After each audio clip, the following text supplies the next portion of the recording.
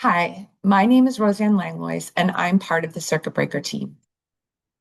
Today, I'm going to go over how and when to claim a makeup day, when not to claim a makeup day, and I'm going to demonstrate how to create a claim with makeup days.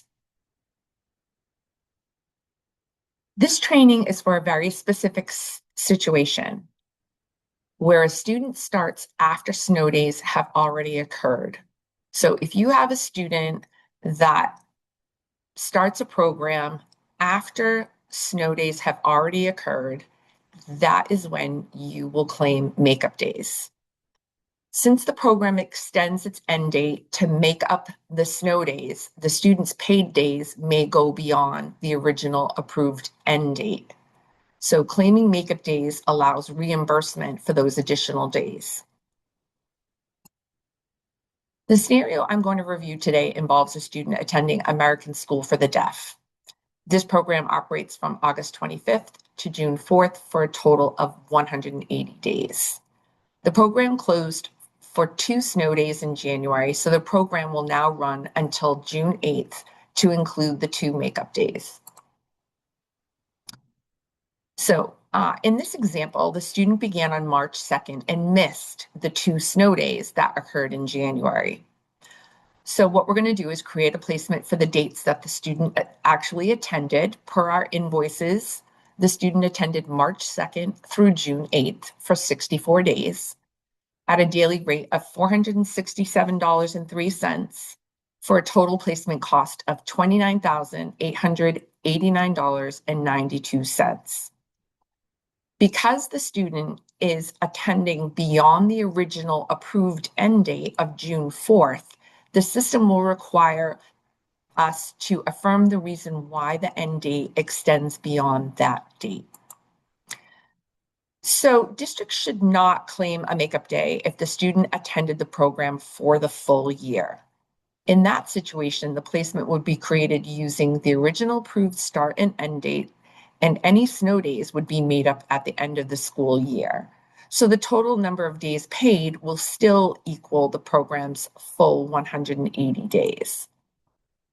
So we're going to use the same program, the American School for the Deaf, as an example, and the program operates August 26th to June 4th, like I said, for a total of 180 days, and it closed for 2 snow days in January. It's now going to run until June 8th to include the 2 makeup days. But even though the calendar end date shifts, the total days of operation remain the same. So you would not claim a makeup day entry. So I'm going to switch over to the system and show you an example of how to do this. Go into Circuit Breaker, Claims, go into your claim, go to Students. The student we're going to be working with today is Dolores Umbridge. So Dolores doesn't currently have any placements, but Dolores attended the American School for the Deaf Mass Educational Day program, and she started on March 2nd. So what I'm going to do is create a private approved program.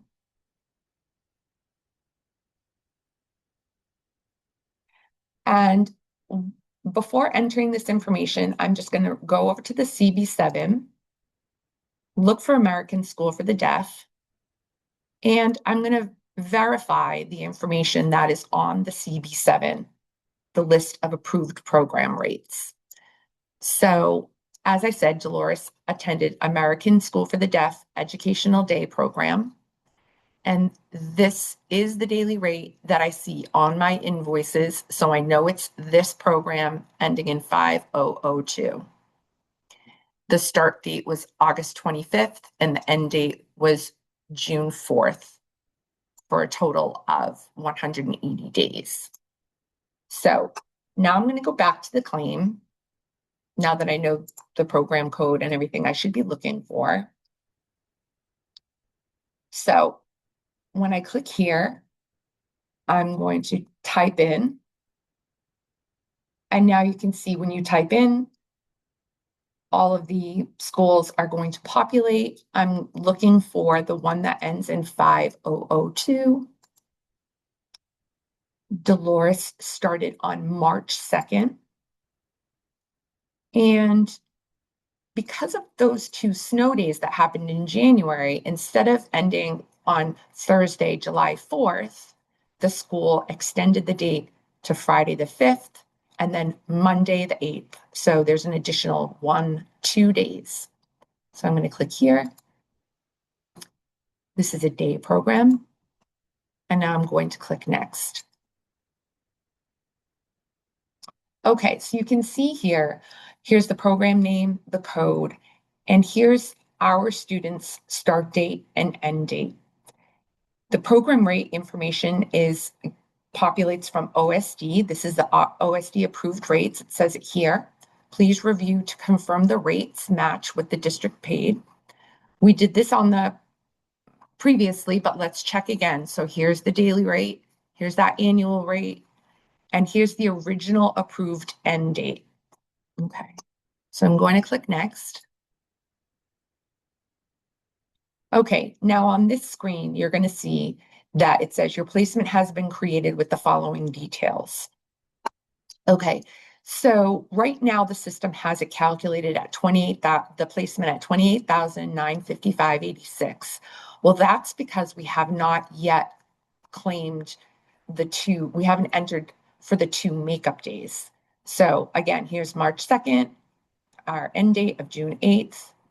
And then here's, according to what the approved calendar, here's the placement cost, daily rate, start and end date.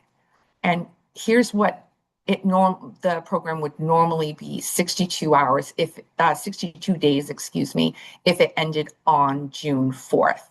But we want to make sure that we are accounting for the makeup days. So it says here, the end date of this placement does not match the expected end date of the program. You see here, we've entered June 8th and the expected end date is June 4th. If this is due to makeup days, toggle makeup days to yes, and then hit next. So that's what we're going to do.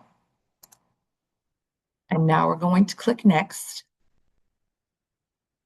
So remember, we had those extra 2 days of a Friday and a Monday. So we're going to enter 2 and 2 snow days in January.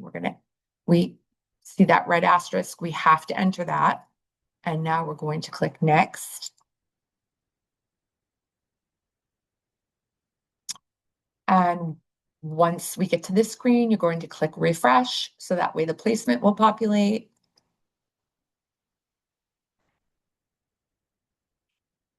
Okay, so here is Dolores in placements. Let's go down. Okay, so we see it has populated a placement name, American School for the Deaf. Here's the adjusted total cost, $29,889.92. I've already checked that matches our records and our invoices. The start date of March 2nd, the end date of June 8th, the number of days is correct. It's a day placement private approved program. Now, let's say that we're going to click on the placement. So now we go into this placement number. And let's say you entered the claim and realize there are snow days that haven't been accounted for. You can go in and actually edit this snow makeup day placement. So if you go in and you click on included makeup days, just for the sake of it, I'm going to just show you. Here's 4 days. I'm going to increase that, okay? And since I'm adding 2 more days, I'm going to click over here, 9, 10.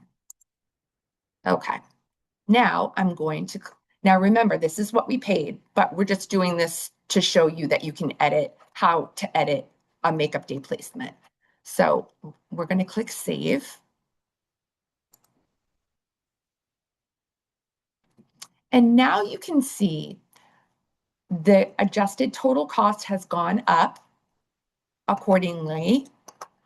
The number of days has gone up to 66, and we changed this, and the end date is 6/10.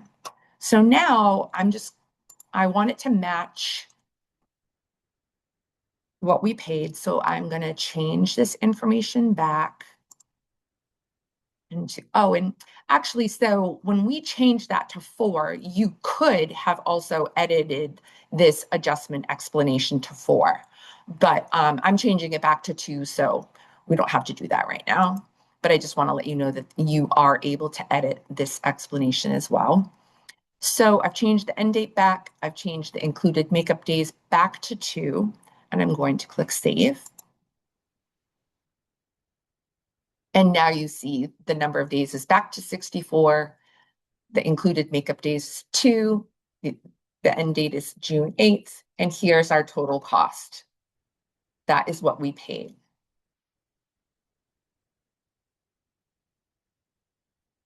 So this concludes this training module on claiming makeup days.